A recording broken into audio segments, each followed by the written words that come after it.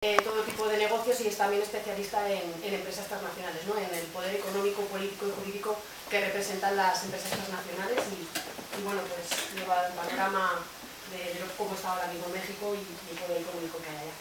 Gracias. Gracias a los compañeros de Lomán que hicieron posible que esté aquí con ustedes. Yo vine básicamente porque la situación que estamos viviendo en México es una situación muy difícil. Me da gusto ver una sala tan... Perdón, sí, estoy hablando muy rápido. Estoy cruzando España para llegar aquí. Decía yo que vine... Disculpa. No, no hay problema. Atrás de cerca. No se escucha. Perdón. Voy a alzar la voz y tengo más...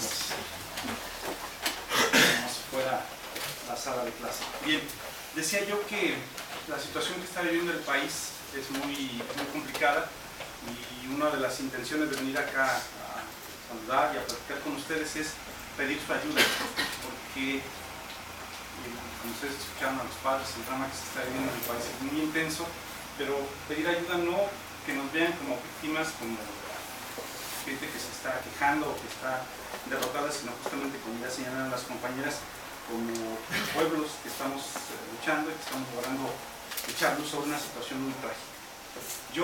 Me han pedido los compañeros de Lomán que hable un poquito sobre el poder económico. Creo que el carácter de la reunión va a ser un poco pesado, que me ponga a hablar de transnacionales, pero yo quería plantearles un par de ideas de lo que hemos estado estudiando en el Observatorio Latinoamericano de Geopolítica. Pueden ustedes consultar en línea, y que da justamente respuesta a esta pregunta de qué pasa en México. Nosotros tenemos la tesis, sostenemos la tesis, como muchos otros investigadores y luchadores en México, que estamos viviendo una modernización autoritaria. Esto es algo importante, porque muchas veces se dice que México va hacia la desintegración, que México va un poco al garete, convertirse en una especie de tierra de nadie. Y lo que nosotros sostenemos es lo contrario, justamente ese es el interés de hablar del gran poder económico que hay en México. Hay una política que tiene 15, 20, 30 años, depende de dónde la fechemos, sistemática de expropiación, de privatización y de concentración de la enorme riqueza que tiene nuestro país en unas pocas manos. Ya decían las compañeras hace un momento estos mismos datos que pues, quien hable de México los tiene que decir: la enorme pobreza, más de 50 millones de gentes en pobreza, y por otro lado nuestra lista de multimillonarios en Forbes, que no deja de aumentar. Y ahí tenemos a Slimsy, pero también tenemos a la REA, también tenemos a los dueños de Cemex, también tenemos a la señora dueña de la cervecería Modelo, etcétera, etcétera. Tenemos 22 multimillonarios que no corresponden a nada con el peso económico de México en el mundo. Sin embargo, como vemos, ese fenómeno, mucha riqueza que se concentra en pocas manos y por supuesto mucha miseria, mucha desposesión para la demás gente, ¿no? Para la mayoría del pueblo. Pero no ese es el único fenómeno que queremos destacar, el de la modernización autoritaria, sino también algo que quizá no habíamos vislumbrado con las presidencias del PAN, con la presidencia de Fox primero y después la de Calderón y su guerra contra el narcotráfico, y que ahora vemos muy claro con Peña Nieto, que es el desfondamiento del sistema de control. Si hay algo que es importante en la situación que estamos viviendo, es que, por lo menos en las señales visibles, cuando nosotros como ciudadanos pues no tenemos acceso a la información privilegiada ni la inteligencia de los ejércitos, mucho menos la de Estados Unidos, pero desde lo que podemos observar en la academia y en la lucha es que hay una pérdida de control casi absoluta en el país. Estos hechos de Ayotzinapa, el horrible crimen, el asesinato de 6 personas, la desaparición de 43 de nuestros compañeros, solo es, como también ya se señaló bien, una muestra más de lo que está pasando en el país. Veníamos platicando, voy a referir solo ese ejemplo porque me parece uno de los más patentes. En una disputa entre el narcotráfico en el norte del país hay un pueblo arrasado, 300 personas que parecen haber desaparecido en la nada y nadie dice nada. Esto es anterior a Ayotzinapa, 300 personas. La prensa lo denunció, digamos, hay un sector de la prensa progresista que finalmente puso un mes y medio después el dedo en el renglón, lo denunció, se supone que hay una investigación abierta, pero el día de hoy, incluso en México, ya no digamos, incluso en la Ciudad de México, ya no digamos en México, en todo el país, sino en la Ciudad de México, se habla muy poco de esta desaparición. Y el otro drama, que creo que es uno de los más patentes, es el de los migrantes. Y también a ellos se les ha agarrado como carne de cañón del narcotráfico, de los grupos criminales, y hay decenas de miles de migrantes desaparecidos. Bueno, esta situación del desfondamiento del sistema de control es un elemento fundamental para entender qué está pasando en México, por qué el paso a esta nueva sociedad autoritaria, a este capitalismo extremadamente salvaje y depredador, se está dando a partir de la implantación del terror y la propaganda. Son dos pinzas. Si ustedes van a la Ciudad de México, ahora que están un poco enterados, les va a sorprender lo que dicen los noticieros. Los noticieros pareciera que no está pasando nada. O sea, le hablan hasta de los reyes de España, pues, ¿no? O las visitas protocolarias, Peña Nieto en China, los deportes, etcétera, etcétera. Por ahí, bueno, sí aparece, los padres de los desaparecidos hicieron una marcha, de nuevo bloquearon no sé qué, en fin. Lo han banalizado a tal punto que pareciera que México va bien, que va por el buen camino, pues, ¿no? Y ahí creo que hay un problema interesante también a tomar en cuenta, cómo el terror, este terror que desaparece a 43 jóvenes, que desaparece a decenas de miles de personas en todo el país, tanto mexicanos como de países centroamericanos sobre todo, puede darse el lujo de pagar enormes campañas de propaganda, entre otras las de las empresas transnacionales, por cierto. Ya si ustedes si ustedes revisan la propaganda en los medios de comunicación, ya tenemos empresas energéticas, entre otras las del Estado español, promoviendo sus servicios y sus oportunidades de inversión en el propio México. Hay una operación muy fuerte de normalización, hay una operación de decir, esto prácticamente ya terminó, vamos bien, vamos por buen camino, y estamos entrando pues en una fase muy, muy difícil. Entonces, pensar modernización autoritaria y desfondamiento del sistema de control. Por otro lado, una cosa que también hemos estudiado y siguiendo mucho las lecciones de África y mucho de la estrategia de los estrategas estadounidenses, el Departamento de Defensa, el Departamento de Estado, lo que leemos como situación mundial, un poco metiendo a México en la totalidad del mundo, es que lo que están persiguiendo los gobiernos, y eso lo vemos muy claramente en el caso de México, es crear situaciones de guerra. Generalmente uno piensa que la guerra la hace uno con ciertos objetivos. Vamos a conquistar el petróleo en Irak, vamos a pacificar México, o vamos, etcétera. Pero lo que están diciendo los analistas, e incluso con el lenguaje eufemístico de los estrategas estadounidenses, lo que vemos es que ahora se trata de que la guerra sea permanente, de crear situaciones de guerra que nunca se arreglen. Por eso vemos la situación, ellos hablan de la guerra atascada en Irak o en Afganistán. Bueno, esa es la manera en la que logran desarticular la resistencia, logran desarticular a los pueblos. ¿No? Y ahí una categoría que viene más de este lado del mar, seguramente muchos de ustedes conocen, la idea de que lo que vivimos ya no es un estado de derecho, sino un estado de excepción. Esta discusión del filósofo Agamben, pero que tiene también muchas vertientes, y que vemos como una propuesta de sociedad que nos están ofreciendo desde el poder. El mundo va bien para un grupo cada vez más reducido de personas, que eso también es algo, ahora he estado yo como muy conmovido, digamos, hemos estado viajando mucho, escuchando las conversaciones en los transportes, que la gente está, diría yo para mí, en otro mundo, ¿no? O sea, el mundo del que yo vengo como que no existe por acá, y pero es una pequeña minoría. Los pueblos del mundo, y en ese sentido, por eso decía que colocar a México en esta situación de guerra, están viviendo una situación que se deteriora rápidamente, donde cada vez es más difícil vivir, donde cada vez es más difícil comer, donde cada vez más perdemos nuestros derechos conquistados con tanta lucha. Bueno, y ahí simplemente, porque este es el tema un poquito que me había propuesto, hablar de las transnacionales, yo quisiera, escuchaba a las compañeras hablando de que México es una economía dependiente, y yo quisiera matizar esa afirmación, hacerla más fuerte, no contradecirla, sino hacerla más fuerte, y pensar que en México no es un país que no tenga sus propias bases de poder. Esta situación de los grandes ricos también se refleja en el fenómeno de las translatinas. No sé si ustedes han oído hablar de eso, es un fenómeno muy fuerte en Brasil y México, grandes empresas que se han convertido en imperios regionales. El sábado no sé qué día estuve hablando en Donosti, y citaba el caso de la empresa Odebrecht, una empresa brasileña que se ha convertido en un imperio de construcción y que hoy día es una de las constructoras más importantes del mundo, que ya se está metiendo incluso en México. Y ese fenómeno pasa con América Móvil de Slim, o con Cemex, o con las propias cerveceras. Es decir, México es una economía dependiente de Estados Unidos, sí, pero hay una gran burguesía muy poderosa que es la que está dictando también, está siendo uno de los poderes fácticos importantes en el país, y que se basa, y ahí lo enlazo con el primer punto, que se basa justamente con esa desposesión extrema. Todos conocemos la historia de Carlos Slim, un hombre que no tenía prácticamente ni siquiera una mediana fortuna, al cual le regalan Telmex, y a base de un monopolio estatal llega a ser el hombre más rico del mundo. Y esa es la historia de los ricos en nuestro país. Minera México, otra empresa muy conocida, al menos allá en México, que es responsable de dos catástrofes, solo por citar dos ejemplos: la catástrofe de la explosión en la mina Basta de Conchos, 75 mineros enterrados, cuerpos que nunca se recuperaron, y la empresa siempre diciendo, bueno, pues así, ahora sí que así es la vida, y ofreciendo indemnizaciones a las familias como único pago. Germán Larrea, el dueño, sigue, él es coleccionista de caballos pura sangre, sigue en su mundo de riqueza y buena vida.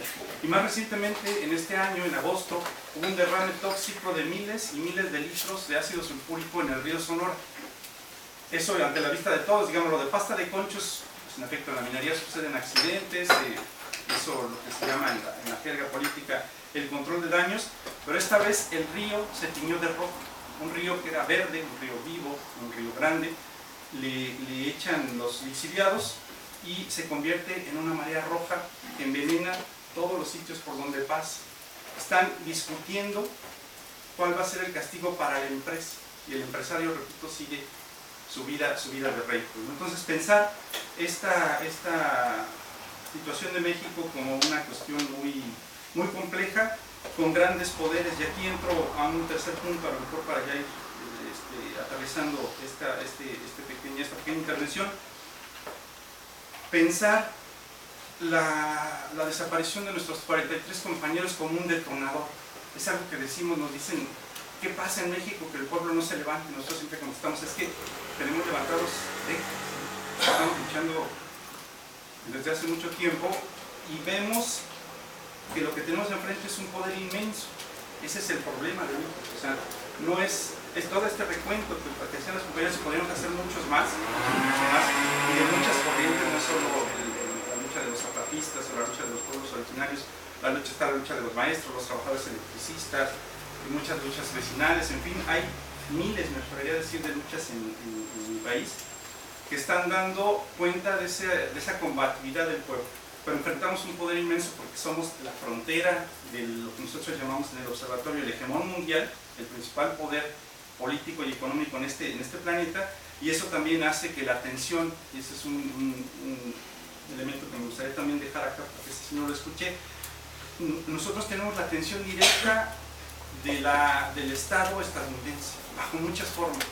Una puede ser la del espionaje, seguramente muchos de ustedes saben, ya hace 2 o 3 años estalló el escándalo que hay un centro de espionaje, pero reconocido así por los extranjeros, en Paseo de la Reforma. Todo el mundo sabe dónde está el edificio. No se ha podido hacer nada contra ese espionaje público. Y como eso, también están los planes de cooperación, etcétera, etcétera. Pensar entonces que a México y los pueblos de México no se enfrentan solo a este inmenso poder de la casta política, de la gran burguesía, sino también al control y la presencia de los estadounidenses en nuestro país. Y en ese sentido veníamos platicando, y ha sido también la primera interrogante que nos hicimos nosotros cuando vimos que en las calles ya no estaban los de siempre, digamos, ¿no?, las 10.000, 15.000, 20.000 personas, sino mares de gente protestando. ¿Por qué Ayotzinapa? Y pues pensamos ver a Ayotzinapa como un detonador, una luz que ilumina una película de terror, que detrás de esos rostros están los cientos de miles de personas afectadas, ¿no?, los muertos, los desaparecidos, los desplazados, que también es algo que no se ha hablado, se estima, depende, ¿no?, quién lo haga, pero se estima que hay más de 500.000 de personas desplazadas, personas a las que llega el narco y les dice, sabes que me gusta tu tierra, o me gusta tu hijo, me gusta tu mujer, o no me gustas tú y mejor vete, ¿no? Y entonces la gente tiene que ir porque solo hay una advertencia cuando la hay, porque a veces no hay advertencia y llegan y matan a la gente.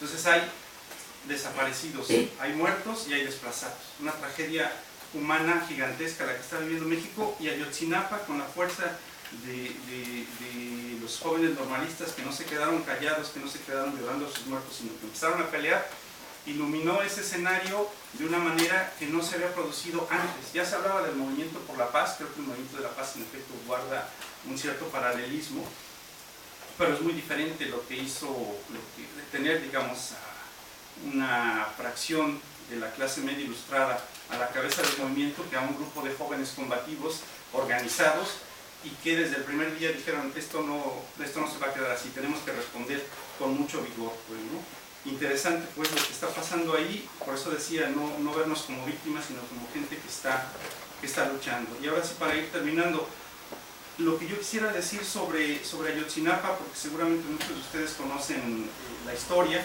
jóvenes que van a tomar camiones y que son balaceados por la policía, hay 6 muertos, hay 43 desaparecidos, y una lucha intensa, donde el gobierno lo que ha hecho únicamente es administrar el conflicto y esto dando rumores, noticias, desacreditación de los jóvenes, etcétera, etcétera.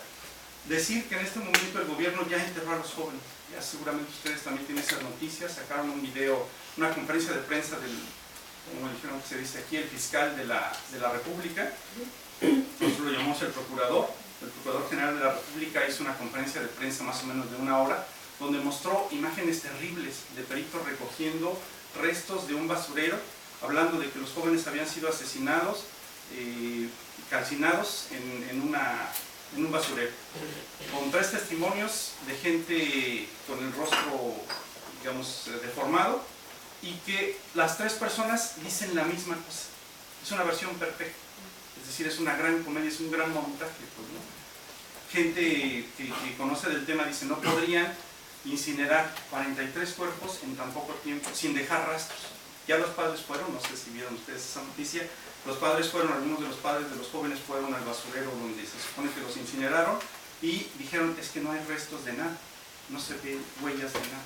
Pero bueno, regresando al punto del gobierno, básicamente está administrando el conflicto, está ya ahorita en un punto, el procurador da conferencia de prensa, Peña Nieto se va a China, literal, a la República Popular de China, no se fue a la chingada como quisiéramos, pero se ve un guión muy claro de lo que se llama esto del control de daños.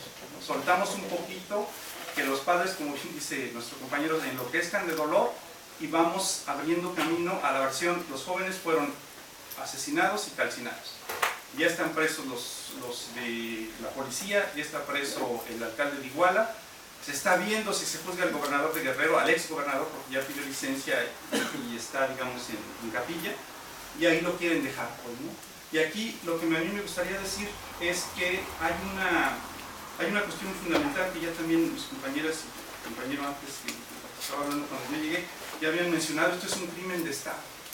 Y es bien importante entender que no es solamente el PRD de Guerrero, ni el PRD nacional, sino toda la casta política. Esto que está pasando en Guerrero, la desaparición de esas 300 personas en el norte del país, no podría ser sin la alianza que hay tan estrecha de impunidad entre la casta política. Es impresionante lo que está pasando con lo que está poniendo a la luz Ayotzinapa, o este secuestro de los 43 compañeros, como corrupción, oportunismo y pues eso, se le llamó en algún momento una alianza por la impunidad. Sobre esto podríamos extendernos, pero la verdad no es lo más importante. Yo lo quisiera dejar ahí como un punto fundamental. Es la casta política en su conjunto la que está provocando este tipo de hechos. No solo el de Ayotzinapa, sino todo esto que estamos dibujando como la tragedia humana que está viviendo México, pues, ¿no? Y por último, lo que quisiera dejarles como una idea, es cierto que estamos luchando mucho, es un momento de mucho riesgo. En este momento el gobierno, en esta idea de administrar el conflicto, lo que está tratando de crear es un escenario para crear la confrontación. Acá se está produciendo una respuesta social muy amplia, donde, digamos, de todos los sectores de la sociedad mexicana nos estamos movilizando. Los profesores, bueno, pues casi los primeros, ¿no? Que son jóvenes que iban a ser maestros, que desaparecen, pues, ¿no? Pero hay madres de familia, hay gente trabajadora, hay gente de los oficios, todos los sectores de la sociedad mexicana se están movilizando y se está logrando abrir un hueco en la opinión pública y en la situación del país tal que se pone en tela de juicio, digamos, en el banquillo de los acusados a la casta política. Y el gobierno en su control de daños y toda la casta política está tratando de cerrar esa brecha. ¿Por qué no hay, digamos, ahorita una fuerza suficiente para sacar el gobierno? Que es el sentimiento, que el grito de que se vayan todos se ha convertido en banal en las calles de México. Y vemos una dinámica doble, perdón por extenderme, hay una dinámica doble donde Guerrero está movilizado. Hace 2 días, que fueron las últimas noticias que tuve, hubo una toma del aeropuerto de la Ciudad de México, del aeropuerto de Acapulco, que es uno de los principales aeropuertos de Guerrero, donde participaron ya los padres de familia. Es decir, en Guerrero está desbordada la disciplina social, ya la gente no tiene miedo, es lo que oyeron con el compañero. Nosotros vamos a morir, nos vamos a levantar en armas, esto no va a quedar así, en fin, ¿no? Hay un mitin que fue el 25 de octubre, yo creo, uno de los padres hizo un discurso bien emotivo, diciendo: yo quisiera tenerlos en mis manos, yo sé que voy a poder con ellos, cosas bien fuertes, que obviamente van más por el corazón que por lo práctico, pero que están demostrando un estado de ánimo. Guerrero, pues, está paralizado, el gobierno no gobierna, el gobernador no gobierna nada, y la gente está ahí, pero las ciudades están paradas, están todavía tratando de encontrar un camino, y ahí hay un riesgo de que al romper las reglas, sobre todo en Guerrero, las reglas del juego, los pueblos se pongan en la mira del gobierno, y esa es un poco la tarea también que nos toca por acá. Bueno, a mí, afortunadamente me regreso pronto, pero ustedes que están por acá, empatizo con ustedes, de también mantener la presión sobre el gobierno mexicano. Es algo vital, y algo que sí les duele, pareciera que no, pero sí les duele. Cuestionarlo siempre, ir a las embajadas, ir a los consulados, estar sobre ellos mandando cartas, solidaridad con los familiares, eso alienta mucho. Es algo que también los zapatistas han dicho, sirve mucho saber que no estás solo, que está ahí, que hay mucha gente que está acompañándote en esta lucha y que es posible entre todos por lo menos echar un poquito para atrás este poder salvaje que nos está asesinando. Entonces esa es la invitación a que se mantengan atentos y unidos y actuando en contra de este gobierno criminal.